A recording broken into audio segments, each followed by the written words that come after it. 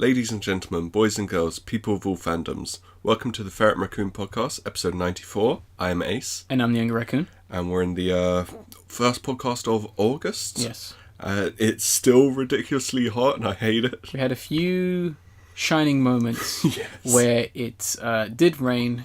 Oh, that was a beautiful, 10-minute rainstorm. That was nice. And we need just I don't mind this heat as long as there's just a little bit of a cool breeze or just a little bit of difference. Yeah, I can agree with that. It's getting a bit much now. It's really, really unfair. To some extent, it's apparently going to last all throughout August. From what I've seen, it calms down a bit next week to 22-ish, and there should be some rain. Oh, that's good. Which I'll be so happy This with. 30 rubbish is annoying now. I know. It's a bit much. It murders my brain. I need to sue the sun. It murders a lot of people's brains to the point where they're just laying there in the sun. Yeah. Just getting cancer. And I'm like, okay. Oh, no. You need to put that on, with cigarettes where they got the smoking kills, and you just put a label on the sun. No, on the sunscreen. No, literally just on the sun. You get the North Korean spaceships, fly to the sun, because they've said they've done that already. Or was it China? Most likely would have been North Korea. Okay, yeah. Go there, put a sign on to warn everyone. So when they look up at the sun, they'll know it kills. Yeah, it would actually probably help some people. Just a bit. Especially when people are looking directly at the sun. Yeah. What a fucking idiot. Use protection, guys. Anyway, what have you been up to, Ace, despite trying to deal with the sunlight? I've been continuing my hedonistic ways of this time it was just eating these cocktail sausages and drinking cider, which Tesco does a pack of 70 cocktail sausages for £2. What? And it's amazing. So I'm just lying there with cider and sausages, and I'm like, this is the life. Is it? It is. I don't know about that. I'm not sure if your GP would agree. Well, when it's this hot and I can't move, I'm going to make myself not move more. So, yeah. Okay. Don't worry, I'm going to run to get rid of it once the heat's died down. But other than that, I went to the London Bridge with my family, the whole tour thing. Because you can actually go inside and see the engine room and everything.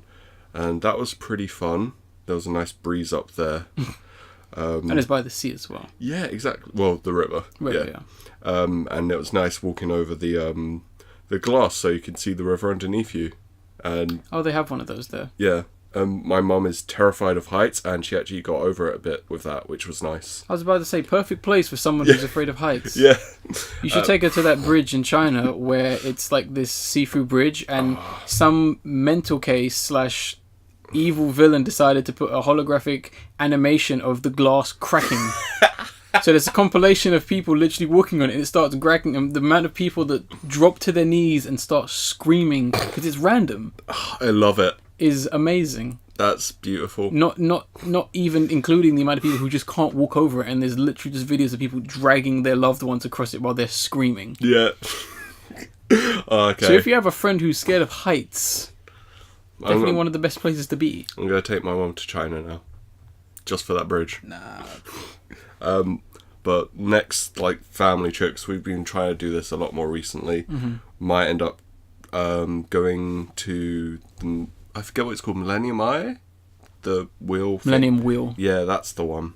That one, because my mom said that maybe she's not that afraid of heights anymore, so she can go on that, which would be nice. Mm-hmm. Yeah, you should definitely go as early as possible, I'd recommend. Definitely. For the tourists don't know what they're doing. Yeah. But no disrespect to tourists, it's just they just tend to... A lot of them, especially when it comes to London, they kind of just tend to stand around. Yeah. I mean, London's a confusing place. It is confusing. I mean, I don't even understand bricks. No. But, yeah, it's... Yeah, as early as possible. Yeah. Other than that, I finally got around to watching a show that I've been meaning to for a while, being Tokyo Vampire Hotel, which I'm only halfway through. It's 10 episodes. I'm 5 episodes in. And it's by a director I love, Sonny Sion, who I've talked about before. He did the 4-hour Love Exposure film and Anti-Porno, which is one of my favourite films of all time. It's incredible.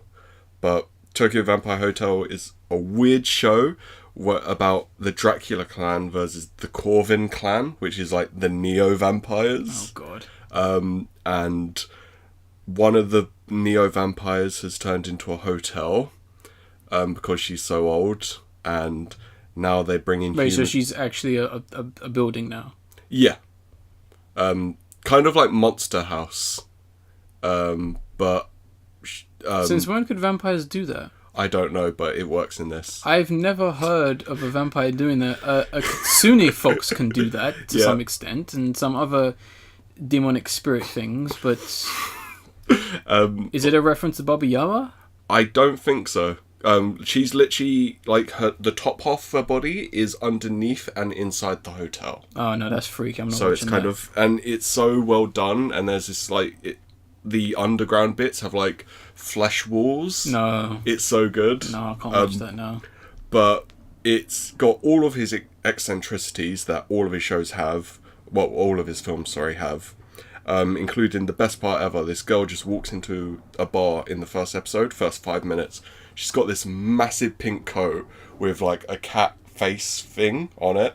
And she just gets out a machine gun and goes bang, bang, and starts shooting everyone. It's adorable. Brilliant fashion throughout. I highly recommend this. What's the date on this series? When did it come out? Last year in Japan. I think this year for us. Oh, so we actually got it. Yeah. I was like, interesting. Yeah. It's on Amazon. If you have Amazon Prime. Which more people are starting to get. Yeah. And my only biggest complaint is the pacing's a bit off. Specifically, the second episode is just literal flashback. What, in a show about a vampire who turns into a house ace? She's that from the beginning. But still. Yeah, and it's very absurd, and the lighting is a bit flat, but the colour and the fashion is just amazing. You gotta light things, guys. You gotta light everything. You can't just throw light on something. Colour on something. Yeah. But considering how amazing some of his other stuff is, I think it's probably a budget issue. That's fine. Yeah. So... what, would a show about a vampire that becomes a house? Yes. I'm surprised they didn't throw billions at this idea. It's absurd in the best... And for a Japanese show, there's a lot of Romanian characters, which is fascinating. Specifically, a central character called Noah. She's pretty great. She's really good. Yeah, that is interesting. Yeah, and she's also lesbian, which is also pretty cool. Okay. Yeah. And there's some white people that popped up, and I was like, damn! And they ruined the series! No, like, they're part of the ancient Dracula cult. That's what I was half expecting you to say. No. But then some white people came into the show, then I stopped watching. 0 out of 5. 0 out of 5. But no, it's really enjoyable. So if you like his weird stuff, you'll probably like this. And if you like Monster House... Yeah. If you like Monster House, check out Tokyo Vampire Hotel. It's the sequel. Could be, yeah. Could be. Depending on how the series ends, yeah, it could be. Yeah. Which I probably already know how it's going to end. Well, considering it literally says in the first episode, it's 3 hours until the end of the world. Okay. Yeah. You kind of know what you're getting into. Fair enough. I'm probably going to have to call this director's bluff on what a vampire actually is. Well, they drink people's blood, but they get shot in the head and die. Yeah, I'm still going to have to call his bluff on that. Yeah, also recommended if you love good fashion and you like people running down streets or hallways screaming. I love people running down streets and hallways screaming. So do I. Damn. The first episode's almost entirely comprised of that. Oof. And it's so good. I genuinely love it. I know what I'm doing or not. So yeah, that's my Ace recommendation. Fair enough. Things have been kind of tricky for me to even get done because my internet's been constantly going down, which is unfortunate because I've been able to finish too many things this week. The first thing I definitely got finished was Channel Zero Butcher's Block, which is season 3 of the horror anthology on Sci-Fi. It's weird. This was meant to come out in October, but they moved it up to February and then said season 4, which has the incredibly scary and slightly unoriginal title of Dream Door. Oh, okay.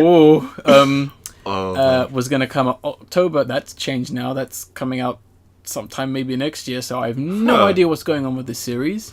Might be to do with the reception of releasing a horror anthology in February. I don't know.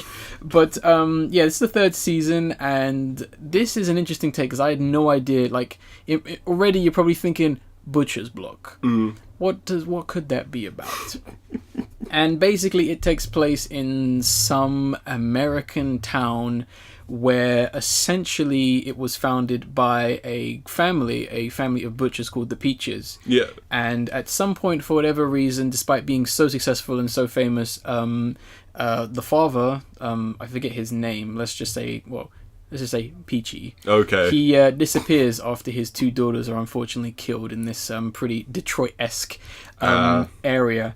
And you kind of, I'm going to do what I did with the first season, where I kind of talk you through like the general beginning of that first episode. You see this girl, she just come to Newtown, she's speaking to her to-be boss of this kind of job she's working with, and he's kind of saying, I've heard strange stories about this thing, and he's like, yeah, there's some odd things. It's like, yeah, I'd recommend not going into that park at night. Especially, I definitely recommend not going to that park or going to some of those areas because things are a bit weird. People keep talking about weird things and such, and you kind of have this weird flashback of this couple. They're going through the park, and they're like, oh yeah, it's fun, we cut through there. And then even as the guy who's kind of talking prisoner is kind of like, oh, and people have said, if you ever see a pair of stairs leading into the sky, whatever you do, don't even look at it, just run away, don't even approach it. I want to go up these stairs now. And literally within that flashback, you see a pair of white marble stairs just with a door at the end of it. Oh my god, that sounds amazing. And I'm not going to say what exactly goes from there, but it delves into some pretty interesting stuff because it kind of follows two sisters kind of dealing with a situation. And I will kind of leave a bit of a disclaimer. If you're not a fan of meat, or you have some kind of... If you're very sensitive towards mental health, maybe skip this series. Okay. Because some of its depictions of those two things are pretty disturbing. Right, okay. Like, I'm talking physical manifestations of both and or neither. Interesting. Yeah, it definitely goes in some interesting places. Yeah. And I would recommend it. Maybe save it for October. Yeah. It's not the most October-themed one because some of it's a little bit more grotesque and disturbing than... let's say Candle Cove, which was just unsettling as hell. Which I still need to get around to finishing. You need to get around to finishing Candle Cove. Yeah. But yeah, really good series. Sticking with that line, I finally got around to watching Satoshi Kon's Paranoia Agent. Nice. Brilliant. It took me a long time to get around to this one. I'm so looking forward to it, and I'm glad it delivered. Yeah. This is a very interesting and very disturbing series that I can't and won't really spoil based on what happens because I never would have guessed. The first thing to mainly say is that opening is just so in your face and abrasive and makes absolutely no sense. It's perfectly it literally sets in a paranoia in you. Literally, I think we were talking about this with the birds chirping. Yeah. First time I heard that, I was like, "Are there birds outside?" Yeah. It's literally getting into your head. I've heard the soundtrack. A lot of the soundtrack is like that. There's just oddly placed sound effects scattered throughout some of the story. But for people who don't know what it's about, it's essentially about it's like a serial assaultist, I guess. Yeah. Who is this kid with a golden bat who's going around just attacking people. On his roller skates. And as things develop, it seems that there seems to be some kind of connection between the people who he's attacking. And things delve into a pretty interesting situation where everyone who is attacked is kind of coming at it from a different headspace or psyche and paranoia. And it kind of seems that maybe this kid is feeding off something. Yeah. But we don't necessarily know what's going on. And from where it goes is pretty interesting, especially the latter half where it almost kind of just forgets about the series in an intentional way. And it gets to the point where I've seen things like this, without spoiling too much, cases with like Jack the Ripper where people just... It's just gonna happen, just forget about it, it's gonna happen, doesn't happen, whatever. And I felt that was so smart as a direction for a series to take, and even the ending, which is pretty fucking disturbing. One of my favourite things, and I'm not gonna say it, but that final shot Yeah. is just so fascinating. Yeah, the final shot definitely has you scratching your head of it, because you're like, wait a minute. Yeah. Like, you could take it so many different ways. So many different ways, and I think that's also the intent. Yeah. Is for it to be taken in so many directions. The only negative I will say, and that's not on the series, and that's more on whoever decided to release it on DVD, they cut I cut a scene from one of the episodes, which I was not happy about. Really? Given its subject matter. I'm not going to say what it is, because it is... for those who've seen it, it is a pretty difficult subject matter, so they did cut it. Yeah. So I can understand that, but I still would have liked it to be there. I shouldn't have to look it up on YouTube or immediately know the scene was cut, just given how abrasively it was just clearly cut. There's a scene that just doesn't make sense. Yeah. Very interesting series. I would highly recommend it. Definitely one of the stronger animations coming from one of the stronger animators and directors. Definitely. Definitely look up some interviews with how he talks about Paranoia. Very interesting stuff. Two other films I finally got around to seeing, two of my more anticipated films. Early Man, Aardman's stop motion / claymation film directed by Nick Parker. Had to think there for a sec. Really happy with this film. Really surprised. This is definitely one of their visually most striking and stunning and cinematic films. Not to say things like Wallace and Gromit or Pirates and the Adventures weren't. This looks like a film. Okay. Like a film. There's some gorgeous lighting, gorgeous like coloring, gorgeous use of like modeling, 3D backgrounds, use of 3D as well, blended pretty well. It's got a lot of very tiny shortcomings, unfortunately. Not a lot of character development, unfortunately, and there are a few moments where I can kind of tell that something wasn't working and they didn't really know how to fix it in terms of lighting issues. But really strong film. If you don't like football, you probably will or won't like this film. They kind of do take the mick out of football a lot. I kind of like There's that. a great line where the main villain, who is referred to sometimes as your premiership, that's good. there's a line where he kind of talks about his football players and he goes, my champions are the best, my champions are, and the coach goes, overpaid. Oh, and I was like, oh, that's a gorgeous line. and I was like, that. oh, there are quite a lot of like stings at that. There's even a point where they have like commentators there and they go, oh, it's early Man United, and I'm like, stuff that doesn't make sense when they're doing commentary, and they're obviously making these terrible puns. There's even a point where he goes, oh man, he says something like, oh, I'm sure they're going to be sizzling, just like bacon. Because, they got Boar on their team, yeah? Just like bacon. It's a really fun, good, very funny cast. Didn't even know Richard Ayoade or Johnny Vegas was in this film. Damn. Yeah, Johnny Vegas is in this film. That's pretty cool. Which is, very surprising.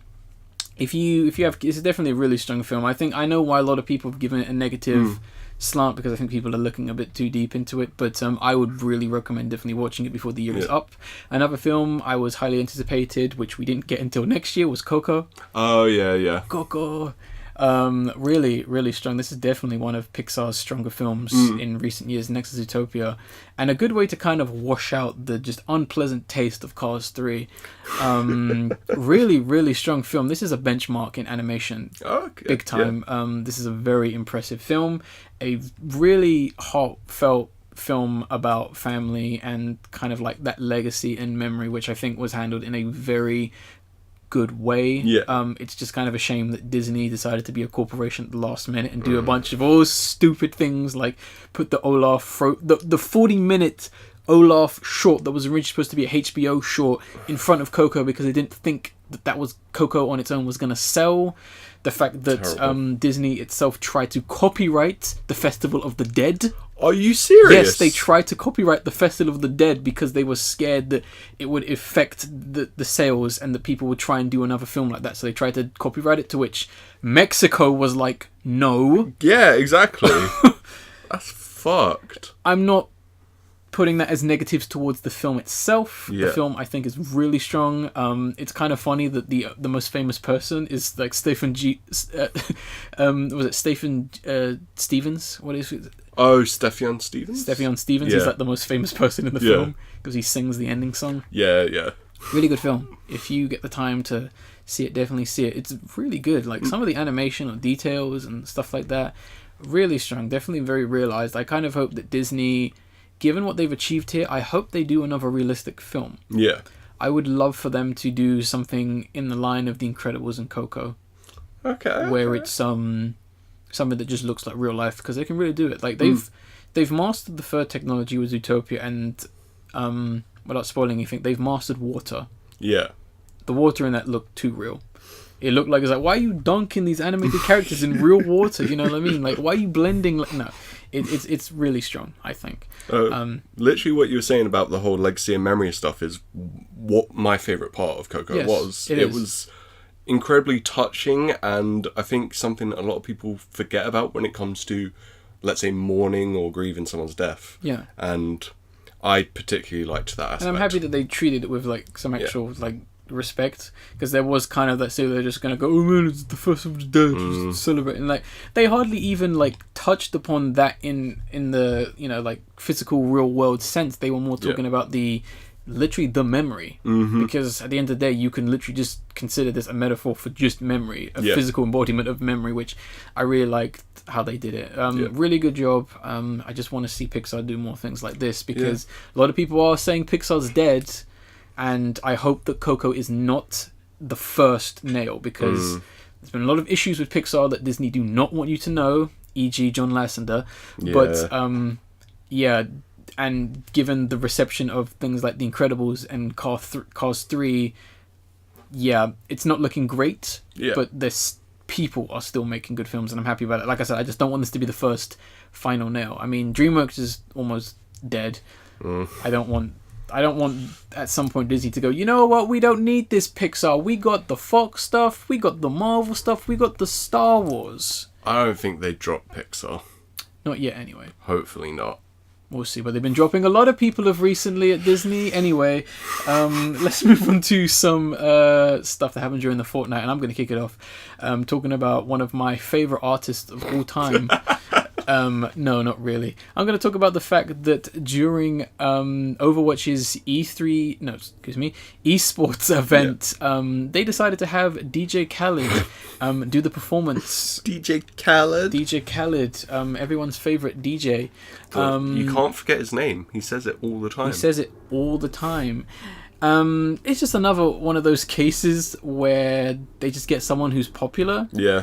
And even then, I wouldn't say DJ Khaled is that popular. I think he's mainstream more of a meme. Yes, he's just a meme. Yeah. A lot of his popularity, I think, is honestly fading at this point. So I think he's even still very irrelevant. And I mean, I understand that these fully grown businessmen don't know what kids listen to, let alone what Overwatch fans listen to. I mean, they might be an artist that's like, yeah, that Kendrick Lamar really resonates with me when I'm playing May in Overwatch. You know what I mean? I don't know. I mean, but at the same time, I would honestly say, like, you could simply just ask them. Yeah. Overwatch fans, who do you want at the esports event? Narrow it down to 5, the most 5. I understand trolls are going to be in there. They're probably going to put someone stupid in there. You know, ignore them. Rick get someone Astley. Who's younger. Why not Rick Astley? He's got a new album out. Yeah. Why not? I mean, I wouldn't be surprised if both of them said, like, Jonathan Colton or something. It's like, oh yeah, he's the nerd music guy, right? Get that Skrillex. Oh. You know, just narrow it down to those 5 and just like speak to those 5. You know what I mean? It would have saved the embarrassment of like past this and past ones where it's like, you know, no discredit to DJ Khaled, because I would give him a 9 out of 10 for effort. He's not a great performer or an artist, but he is out there and he is trying. You know what I mean? He's talking about himself way too much. He's constantly saying another one. He's constantly cutting off the music to talk about himself, and clearly trying to get the fans to sing along. This is clearly not his audience. It's clearly not his audience, and they're kind of just humouring him to some extent. They don't know his songs. Well, it's like when I think it was at E3 or like PAX when Black Beatles were on there, and clearly no one knew who they were, and it was just really awkward. I think it was the same thing where it was like the Video Game Awards where they had Loiter Squad / Tyler the Creator there. Yeah. And it was like a disaster. No offense to those guys because they weren't taking it seriously, but it was just like they got to one point where Tyler and I think Hodgie Beats was like kind of partly hosting it, and it just gets to the point where Tyler's just like leather jackets, just getting the crowd saying leather jackets for some reason, you know, and then Tyler comes on and sings a song partly to do with maybe sexual assault and rape, and it's like maybe not what you would want at the Video Game Awards, but oh gosh, it was so funny just seeing this. We've put I think he performed for a while, and I don't think someone has the complete performance, but we'll put some reactions, some information, and partly most of the video in the description and the download link for you guys to have a look at.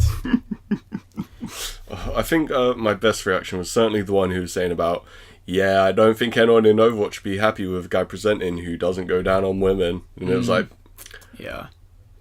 I agree with that. Yeah, I forgot about that. That was my favourite part. Or just him dancing, or an attempt to dance. Is he a white guy, really? Like, doing that kind of dance? Like, nah, mate. That just reminds me of that line when I think the rapper MF Doom is... I forget what he's kind of talking about race, and I think someone mentions, like, Sean Paul, and just you hear MF Doom as, like, a mad dib go, he not white.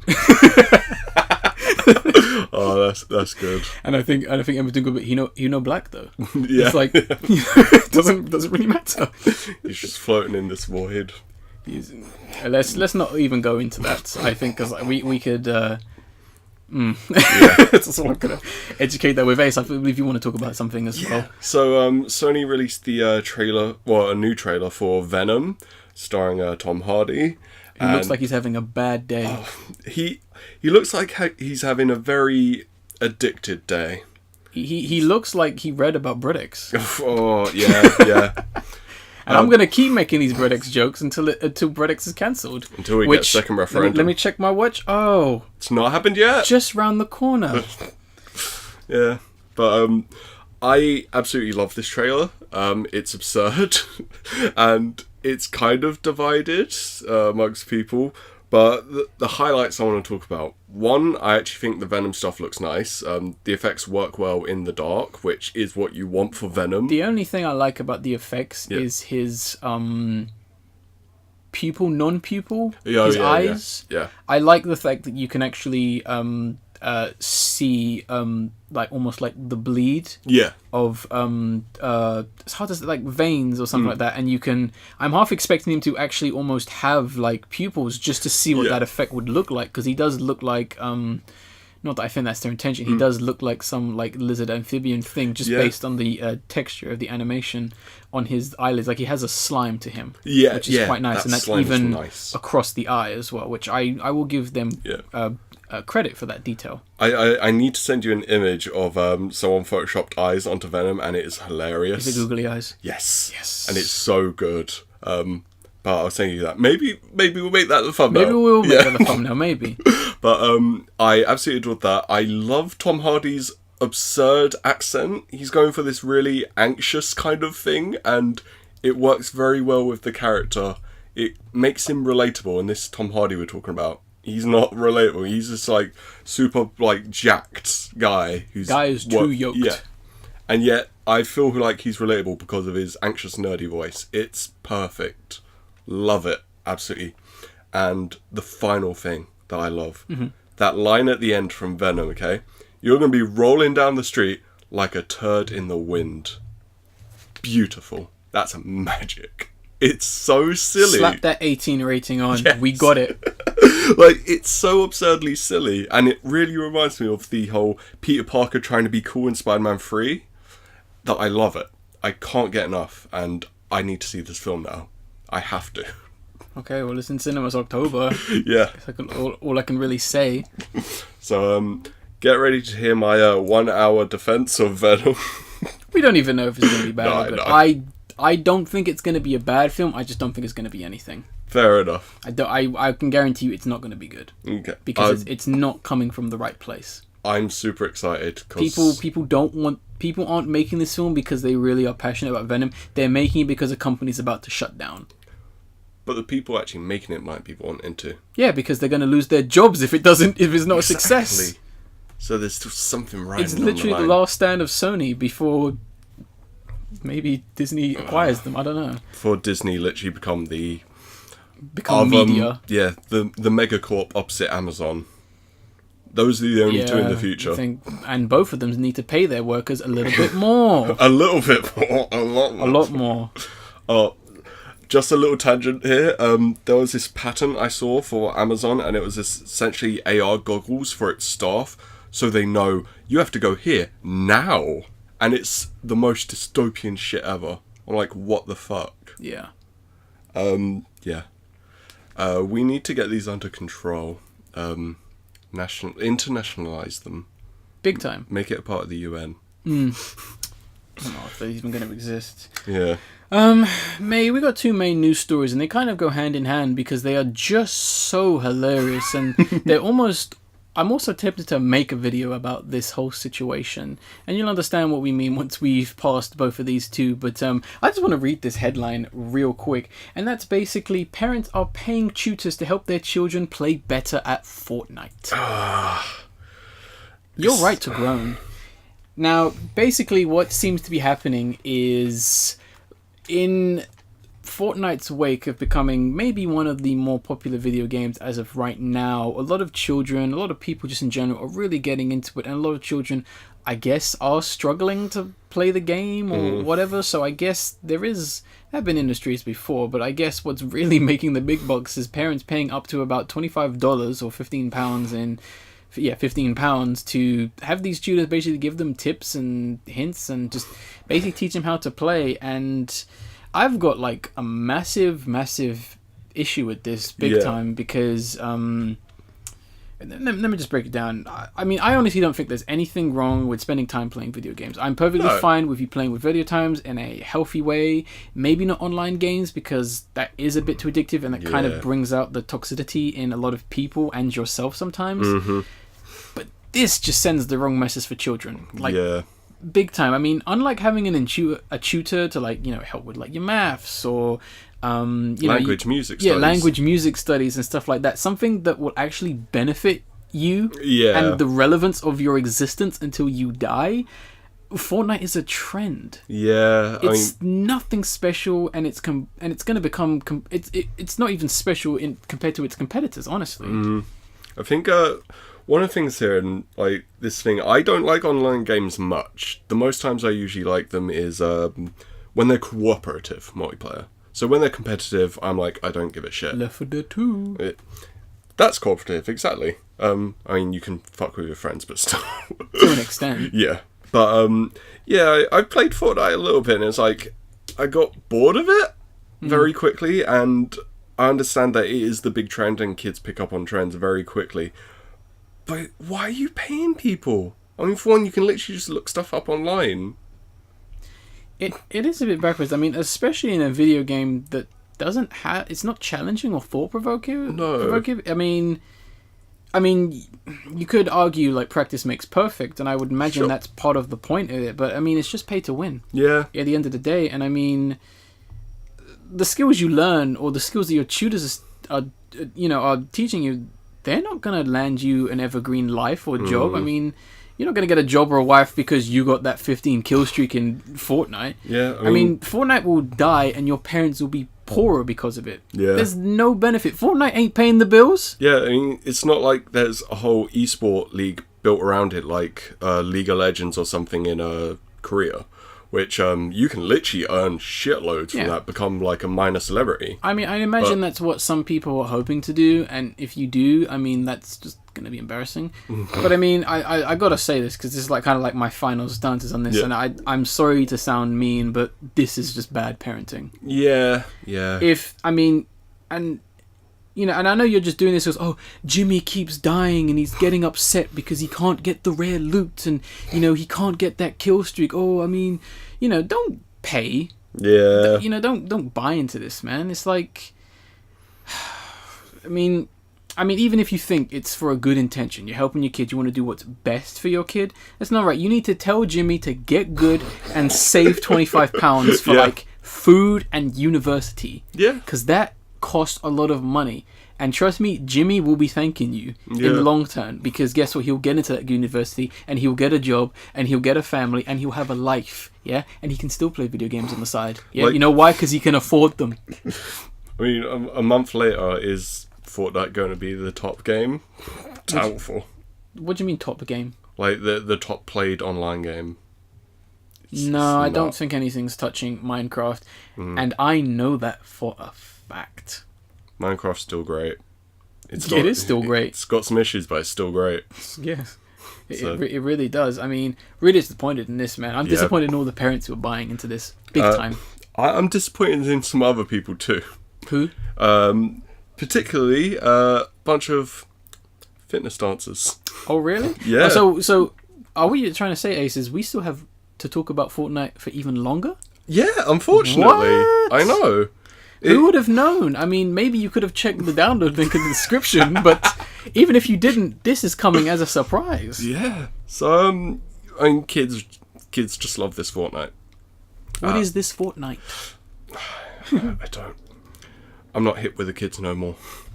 So, I'm going to say this is a marginally better version of the previous, being like paying tutors to get better. Okay. Because this is actually getting kids out and exercising, I guess. Yeah. But the whole idea is fitness teachers are essentially teaching kids to dance from kind of the dances that you can do in Fortnite with some of the weird emotes that you get. And I don't know what to say. I'm an old man. Let me first say this. Dance moves like the floss, the worm, or the robot are not inspired, nor were created by Fortnite. They existed before Fortnite. Fortnite is a video game that has had a production line for about 4 years and has only really existed as a published thing for a year. They don't own that. No, they were popularized recently. I mean, the kids know what the robot is before even Fortnite. Even the floss, that was created by a kid. Yeah. And if I know anything about children as well, is they are forever flossing. Yeah. Any chance they get, trust me, go to your friend's house who has kids or your parents' friends and just go up to a kid, hey kid, floss, and they will start doing it because they just love it.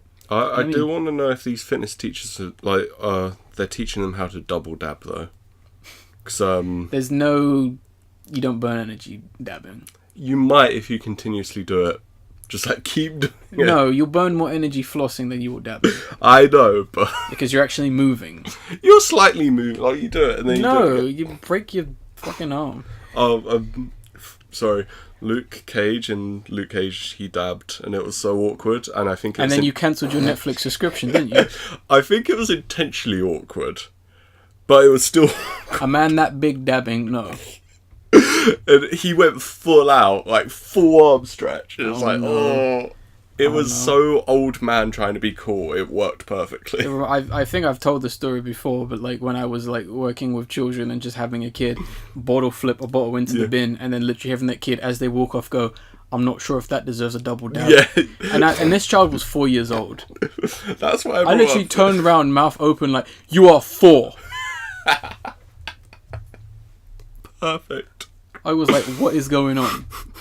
But still, I mean, it's a nice idea for the holidays as well. But I mean, keeping kids away from screen. But I kind of agree within this article with Laura Paul when she kind of talks about how, like, the kids need like long-term like stability. This is not enough, especially if this is, if this is basically just going to be a 1 hour for 6 weeks learning. Dance moves thing is not enough. I mean, there's, it would have to be 3 hours almost every day for it to even matter because the children would just come home and still play Fortnite. I mean, once again, I'm going to be mean again. Parents need to step in and say, that's enough Fortnite for today, Jimmy. Go outside and play. Work with other parents. Yeah. If your kid is friends with another parent, you say to them, hey, we come around, we have tea, those kids come around, they do anything but this Fortnite. They can still play Fortnite. Take them out, give them some money, just do anything because that's going to help them big time because like I've said, and I've been very negative on parents only because I want the best for children right now. Fortnite is not going to help them in any single way. It's not one of those games, it's not you, and you can't even use the excuse of, it's going to help their brain reaction. No, it's not. The only thing it's going to help is their hand-eye coordination, that's it. I wouldn't even argue with that, just based on how the game mechanics work. I don't think it does. I think there are other. I think Call of Duty is more effective than Fortnite because there is more precision and more detail gone into that than Fortnite. Fortnite is a very lazy game because guess what? It's not finished. Well, I'd say then you've got ethical issues when it comes to Call of Duty, so it's like. Yeah. I'm talking in terms of technical, not subject matter, because the subject matter of Call of Duty has been broken for the last 8 years. Yeah, exactly. But even still, Netflix there for a sec. Fortnite is an epidemic that is unfortunately becoming a massive negative epidemic, And I don't think this is the last time we're going to talk about Fortnite, because there are some other stories which are quite funny and quite shocking, which we could still talk about and which could be a possible video. But for now, I think we're going to put that to bed and kind of bring it to our discussion, which you are headlining, Ace. Yes. So this discussion is essentially 5 questions. Yes, we're doing the mini Q&A episode 2. Yeah, and because I've been very focused on media and art in general for the last year or so. Just this year, the last year. Yeah. I mean, you didn't care about media last year. No, I've just been more focused. So all of my questions are based around this. Mm-hmm. So my first question, you can phone a friend if you need. What is your favorite film or films and why? Okay, well, I only have one favorite film. Okay. I was gonna put 2, but let me just keep it simple. Yeah. Just for time's sake, and I don't want to bore people. So my favorite film of all time is Fear and Loathing in Las Vegas. Okay. 1998, based on Hunter S. Thompson's, book on the same name. Hunter S. Thompson is a very fascinating man. He is one of the best journalists, whether you agree with him and how much he likes guns. Yeah. But he's an old man, and he's literally like, guns are cool and they keep me safe, and I can kind of understand that. Given that this guy did a documentary and wrote about the Hells Angels, gotta give the man some props right there. He's the phrase gonzo journalist literally arose because of him. Big time. He is, in my eyes personally, he is what I think of good journalism. Yeah. And he is what I would like to do in some sense. I think he inspired so many people, for better or for worse. I think people like Vice and Viceland and all these other people who do go out and put themselves in these situations, all him. Yeah. All because of him. But enough about what it's actually based on. This is, I think... the weird thing about this is, if you actually look it up, a lot of people hate this film. Yeah, I've seen that, and it's confused me. I love this film, hence why it is my favourite film of all time. For so many reasons, I think this is one of Johnny Depp's best performances. I mean, if you even look at the interviews, he was literally just hanging around. He was like one of the first, I'm hung around the guy who I'm going to play, and he just hung around him and all that. And essentially the film kind of boils down to Hunter S. Thompson, or Johnny Depp's character, Duke, basically going to Las Vegas to write a report to find the American dream. Yeah. And the way it is kind of dealt with, and there's a lot of the way it's kind of presented, and even the whole drug delusional idea kind of goes hand in hand with the real life abuse of drugs and kind of the creative aspect, and that kind of being reflected in how the film is made and just the way America is and how it's being presented. I think is absolutely fantastic and so masterful in which it's done. One thing I kind of forgot about the film is that it is so ugly in how it is lit and coloured. Yes, it has a lot of the film has this very putrid yellow and pink, and a lot of the design is just awful. Las Vegas, it's so bad. But that's what it's like. Yeah. That's what America's like. That's what Las Vegas is like. That's what these people are about. And I think it's so fantastic. And even just some of the special effects. And I mean, everyone knows the famous line, "This is backcountry," of course. Yeah. But I think there are way more interesting, more striking visuals, depictions of the devil, World War II fantasies. And even just one of my favorite shots is just in the weird in-house carousel, which I love, just the idea, and even just the scene that kind of follows after that. I think it's such a fantastic film, just given what it does and what it represents as almost like a weird kind of messed up time capsule. And I think if you don't know anything about this film, the poster itself tells you everything about this. Just this really psychedelic, weird photo of just Duke, Johnny Depp's character, with this elongated neck and just him with the glasses going, very distorted, and that's what it is. It's a very distorted yet accurate piece on the American dream to some extent, because the American dream is something that people are going to discuss for forever, whether you think it's still alive or not. I think it is, but I think it's so mutated, and I think that's so fascinating. And it's a shame that so many people think this film was bad. It always makes me think, is it people approaching it from a different perspective? I mean, literally, as we said, the American dream, it has so many different interpretations. So is it people seeing it as a mockery of what they like, maybe? Or something? I think people honestly don't get it. Okay. And I think I think it's too weird. Yeah. Because I think most people don't even know that's Johnny Depp. True. Most people don't know it's him. I mean, that accent definitely. The accent, I think, and even the main characters, they're not great people. Yeah, no. Like, big time. Just given what happens towards the end, they are not good people. Especially his attorney/lawyer. He's probably one of the worst people in the film. Yeah.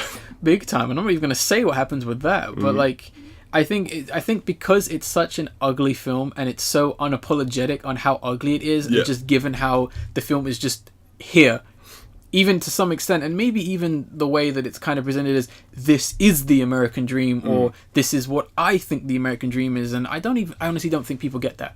Okay. I kind of compare it to The Thing, where people don't get it. Especially, funny enough, discussion about that's actually popped up again. Yeah. Because there was this, I can't remember what site, and it was like, but was one of them actually the Thing at the end? And it's like, no, the point is, you don't know. We don't know. And it's horrifying. Yes, that's the whole point. Yeah. I completely understand the idea of people misinterpreting it, or at least going about it the wrong way. I think people do. And I mean, there's a lot of very clever scenes, which I think rubs people the wrong way. Maybe they don't actually think about it, but they know, especially the scene when they first check into the hotel, because I don't want to spoil that. I think the way that is, I think a lot of people go, ugh, but they don't actually, because it is really disgusting and disturbing, but it's like, but that's unfortunately accurate. Yeah. Especially coming from someone who is possibly drugged up and a little bit smarter than the common man. That's possibly what he would see, because what he does see and what is represented to him, and whether a lot of these things are real, they make a lot of sense. There's a reason why he's seeing things in certain situations. Like I said, most people know about the this is backcountry, but a lot of people don't know the following scene that follows through, because that actually makes a lot of sense in context. And I mean, it's a weirdly cult and iconic film. It's just a shame that so many people think it's a bad film, and I just say it's my favorite film of all time. So I wanted to finally get that off my chest. Nice. Second question, similar question. What is your favorite game or games, and why? I had to put two. Okay. Because these two are literally drawn, and they are literally polar opposites. Ooh. Big time. So the first one is Silent Hill 2. Yes. And the other one is Jet Set Radio. Okay. Very, very different. Couldn't be more different. So, which one do I start with? So Silent Hill is a pretty disturbing and pretty bleak game about essentially confronting the horrors of decisions and situations you've made within your life, and the way that things have manifested, and you literally being called in for judgment. It essentially follows James Sunderland, who gets a mysterious letter from Mary, his wife, who says that she is waiting for him in Silent Hill in their special place, despite the fact that Mary has been dead. Things get even weirder despite coming into this seemingly empty, foggy town filled with monsters, as he meets another woman who looks exactly like Mary, called Maria. Yeah. And things get crazy from there. This is by far I honestly think it's one of the best games ever made. Okay. I honestly think it is, and I think it's one of those games that's going to forever be remembered, because first of all, it looks really good still today. It really does. It's astounding. And given a lot of the design and what the game is about, and I think it's definitely it's the starting point for a lot of games in which a lot of people have ripped this game off in big time. It is I don't want to spoil too much about it because it's really hard, but a lot of the ideas and the characters that we meet, characters like Eddie, who I still think is probably one of the best villains of all time. Yes. Just given everything he's about, and it's a really hard game because it's one I don't want to spoil. I would honestly recommend watching a playthrough of it, or just playing it for yourself and just noticing a lot of disturbing details, because I've studied this game to some extent, and a lot of one thing a lot of people really creeped out about is Pyramid Head and what he represents. And I think a lot of people think that's a guy. It's not. The pyramid is his head. How he sees, I do not know, but a lot of the cinematography as well. I mean, the scene where you first see the red Pyramid Head thing is a very decisive scene, because a lot of people seem to think that Pyramid Head is doing something really messed up. And I don't want to sound creepy for saying this, but if you actually look at that cutscene, he's not doing anything. He is intentionally doing what you think he might be doing, because the game understands, well, given what the director said, well, other than my favorite quote from being the shaking of the horror, but other than the fact that sex and horror go together perfectly. Sex and Death, I think. Yeah. Sex and Death, but horror as well. Sex and Death, and that's kind of what the game is about to some extent, and I love that. Also got to talk about Jet Set Radio. Jet Set Radio is a really fun game that takes place in Tokyo about roller skaters taking back the city and making graffiti. Yeah. And it is the first cel-shaded video game, so a lot of video games owe it to that, because that was like almost like a last-minute decision. The soundtrack is fantastic. It's got an element of like original songs and chosen songs as well, but I think it's one of those more iconic soundtracks, even the second one. I mean, I'm so glad they put it in the Sonic racing game. Oh yeah. Because I remember there was points where I'll just be playing online. I was number 1 online on that game. Next to some other guy. And there would be points where the Jet Set Radio stage would come on and I'd have my mic on, and as soon as I hear it, it was like, fly like a butterfly. I was like, oh! And I would just crush it. No one was stopping me on that theme. That's good. No one was stopping me on that theme. But it's a very simple game about literally you grinding and going around and spraying graffiti, and kind of almost about like this revolutionary, almost punk like aesthetic. And you know, even one of the main villains is literally just a cop who will shoot you, and he's like, I gotta stop these terrorists, and you gotta fight gangs and all that. It's a very fun game, very vibrant, and it's definitely one of those games where the soundtrack makes the game like the 10 for me. I think even if the soundtrack wasn't there, it would still be a 10 for me, because just like the gameplay and just how much fun it is and what it stands for as just a simple, fun, arcade-esque game is fantastic. I mean, it has a song called Sweet Soul Brother on it. That's a good name. Which is a fantastic song, and even the final song, which is called Grace and Glory, which is what you fight the quote-unquote final boss listening to, because one of the main plots is that this like businessman is like, I found this cursed record that's going to bring about a demon. Damn, okay. And that's the song he's playing. And what's interesting about it is that it's got like a operatic like sample on it, despite having almost like a very funky beat towards it. But the opera singing is reversed, which is quite interesting, much like how you reverse a record, you hear the demon, which is quite interesting. And even in the sequel, that same song comes back, almost as if like, you've got to, have a side, which is great. Fantastic game. I think more people need to definitely listen to the soundtrack. I will be talking about Jet Set Radio towards the end of the year, but I will not be saying why. So I'm going to save some comments on the soundtrack for then. Next question. We've got a few more. So question 3. Is there any piece of media that you feel was ruined for you by hype, spoilers, or association with something, like a bad experience or person? Lots. This was a tough one, but and I think a lot of people are going to go, this is very cliche, but I have to say it, and that's Prometheus. Okay. Now, I'm going to say this. I like Prometheus. Okay. I think Prometheus is a good film. Yeah. I don't think it's the best film ever made, but I still enjoy it. But my main problem with Prometheus is the hype for it was just so incredible. And I mean, that very well done trailer that they did with the screaming and just like the terror, I think was so well done. And when you see the film, some of those elements are there. There are great moments, but it just honestly felt like a poor man's Alien. Yeah. And that was the biggest disappointment, was that it was just that, and it wasn't anything like... I'll be honest, I wasn't interested in the answers. I was interested in seeing a sci-fi horror film.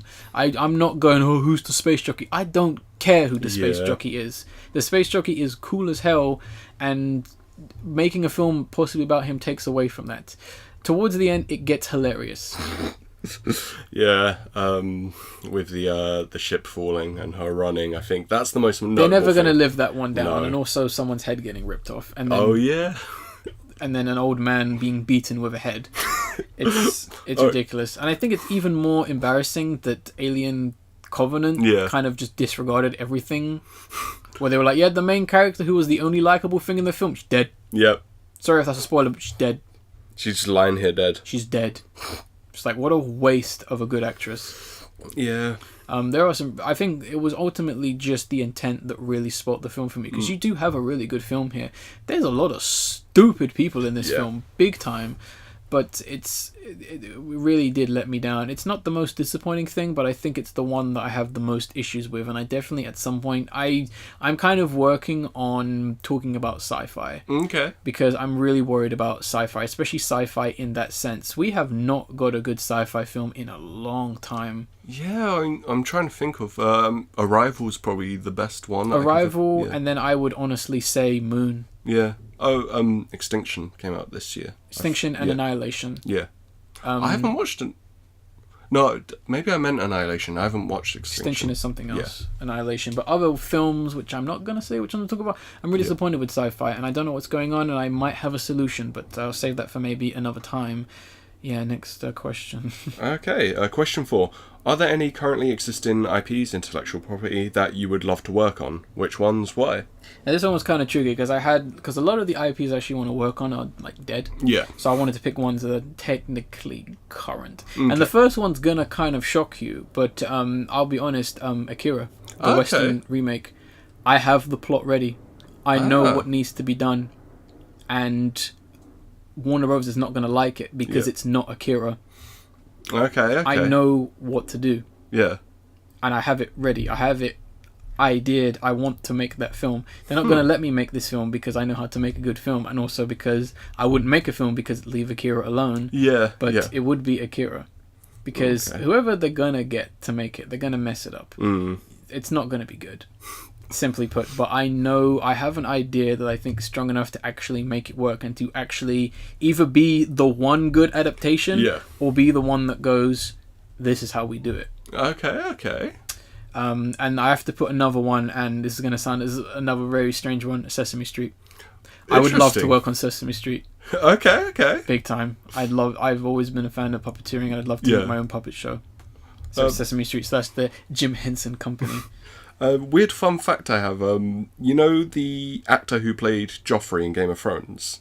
Yes. So he received like shitloads of flack for the character, which is really unfair for the actor. Okay. And he ended up leaving acting, and he actually does puppeteering now, which is a fascinating thing. Interesting. Yeah. So I thought I'd just throw that in because it was relevant-ish. Fair enough. And the final question. Yeah, question number 5. What do you look for in a piece of art? A few things, mainly. The first one and the main one is a strong or unique style. Okay. And it's mainly coming from and also a personality that really comes through said piece of artwork. I mean, it's really understanding what you've achieved and that said outcome for me personally. One of my examples, which I'm going to use a slightly more modern example, is Made in Abyss. Okay. The artist who does Made in Abyss has all these things. Yeah. And I've looked at a lot of his older work and some of his current work, and I think the way he kind of goes about things is very much his uniqueness, and he has a very creative, detailed look to a lot of his things. And I like when people have a real sense of detail in their work, like things that make sense to them and make sense in the context of the grand schemes of things. Without spoiling much of Made in Abyss, there are a lot of very interesting designs and ideas, mainly come from the characters and the work, and his work is very heavily detailed, and it kind of has a very odd fantasy-esque feel to it, almost like a fantasy world died and this is the remains of it. I like that descriptor. There's a really great original character he did, which I'm going to show you after, and it's basically this somewhat elfish character with basically jagged teeth, and they've got a big black witch hat on and a big cloak, and you can just see their arms coming out the cloak, and I'm just that's kind of sums up. I'd love to see that character Made in Abyss. Yeah. But stuff like that, which is what I essentially look for in art, and it kind of it kind of does go through. Even if it was something that's live action. Yeah. Same thing kind of applies, because a style can come through with just the way of someone's cadence, or just the way, even if it's just as simple as them dressing, or really understanding what someone's actually doing with said style, or some intention or some creativity. And that's kind of what I look for in a lot of artwork. If I can distinguish it from something else big time and kind of remember it, then yes, I would consider that something I would definitely look forward to in art, and what I consider good art as well. Okay, that's actually very well thought out. You weren't expecting that, were you? No. You expecting me to say, I just like them big anime titties. No, that's what I'd say, obviously. Okay. Yeah. Fair enough. But yeah. Understandable. We're going to do this Q&A another time in the future. maybe Ferret will answer the questions. Yeah. And just for the record, Ferret is still alive. I saw him last week. He's doing good. Yeah, he's just kind of fighting some zombies out there. No. He's doing the good fight. He's good. He's fine. I guess the only thing left to do is the video of the episode, which is from ROSALÍA with, let's see if I can, PIENSO y te MIRÁ. I believe that's how you say it. But the PIENSO and MIRÁ? Maybe? I have no clue. Maybe I have no idea how that's pronounced. Yeah. Because I think she says one of these words in the song. Okay. And it isn't how we say it. Yeah. Anyway, ROSALÍA is definitely one of the strongest singers right now in current music and in the Spanish / possibly Latin scene. Yeah. She's finally releasing her debut project, which has that very interesting shot of just like all the guns on her and the knife. That's what the album cover is, which is featured in the music video. But visually, a very striking and interesting music video that's definitely coming from a very heartfelt and serious point. Some of the visuals are very interesting and very disturbing. Yeah. Given the right mind space. Wanted to leave this video because it is doing some big things, and hopefully ROSALÍA does do some big things, because some of these more European and outside American artists are really crushing it right now, and I would like to see more of that, because like I've already kind of stated, strong and unique art style is something I like, unlike other people who are just like, I'm just gonna wear these clothes and just like half-heartedly sing. Drake? Well, yeah, I guess. Yeah, Drake does sing, doesn't he? It's been a long time since I listened to Drake. He's the current punching bag, I had to say it. There's a lot of punching bags, really. Most mainstream artists are punching bags, honestly. Pretty much. It just depends on who you want to hit hardest. Yeah. Honestly. Anything else you'd like to add before we wrap up this podcast, Ace? No, I can't think of anything really. I want to say one thing. At the time of this recording, the 6th of August, Isle of Dogs is out on DVD and Blu-ray in England. Nice. If you have not seen Isle of Dogs, go and watch and buy probably one of the best films of the year. I've noticed a lot of Americans there's a big surge for this film, because a lot of Americans are like, oh, this is really good. Yeah. I really regret not seeing this in the cinema. What an idiot I was. No, they didn't say that.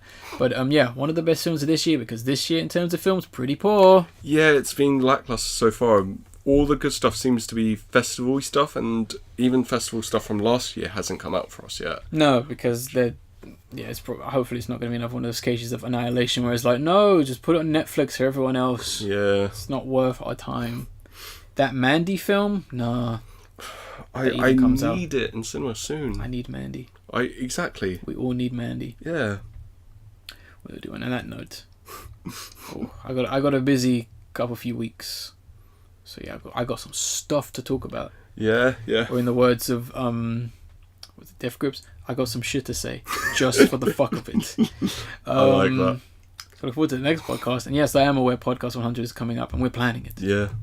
So get ready. That actually did remind me of something. A great line in Tokyo Vampire Hotel was, "Hello to all you super fucksters and great fucking sluts." And I was like, this is a good show. We have to watch. You have to. Super fucksters. And on that note, I'll end this podcast like I always do. You can email us at raccoonplusfriends@gmail.com. The download link is going to be the description of the YouTube video, as well as everything we've talked about in link format, not necessarily, and look up some of the stuff I mentioned in regards to my questions, in case you are curious, and in case I haven't necessarily given them justice to some extent. Yeah. But I'll end this podcast like I always do by saying I was the Angry Raccoon. I am Ace. And we will see you on the next podcast. Fly, super fucksters.